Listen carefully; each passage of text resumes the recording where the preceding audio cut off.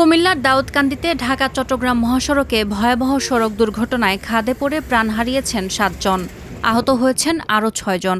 ১৩ April সোমবার দিবাগত রাত ২:৩০টার দিকে উপজেলার হাসানপুর এলাকায় এই দুর্ঘটনা ঘটে।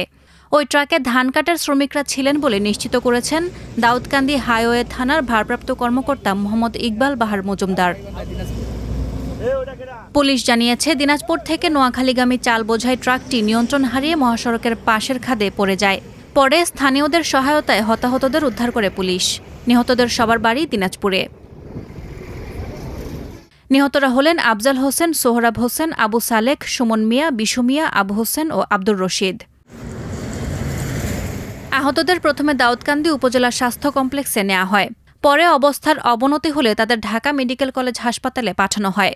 চিকিৎসক নয়ন দে জানিয়েছেন, আহতদের কয়েকজনের অবস্থা আশঙ্কাজনক। ট্রাকের উপরের ১৩ জন যাত্রী ছিল, যারা আমরা ধারণা করছি কম টাকার বিনিময়ে তারা যাত্রী বেশে ট্রাকে উঠে। তো ১৩ জন ট্রাক উল্টে যাওয়ার কারণে ওরা ট্রাকে চাপা পড়ে ৭ জন মারা যায়। আমরা ৬ জনকে ফায়ার সার্ভিস, স্থানীয় লোকজন এবং হাইওয়ে পুলিশ আমরা ৬ জনকে জীবিত অবস্থায় উদ্ধার করতে পেরেছি।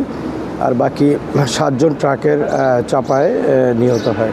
আরেকটা গাড়ি যদি তারা ভাড়া করতো বা আরেকটা গাড়ি যদি অন্তত শ্রমিকদের বহন করার জন্য দিত, তাহলে অন্তত এই প্রাণগুলো ঝরে যেত না। তা আমরা আরেকটু আন্তরিক হই, আমরা মানুষের প্রতিও আন্তরিক হই, আমরা নিজেদের প্রতিও আরেকটু আন্তরিক হই। দাউদকান্দির এই দুর্ঘটনার কারণ অনুসন্ধানে কাজ করছে পুলিশ।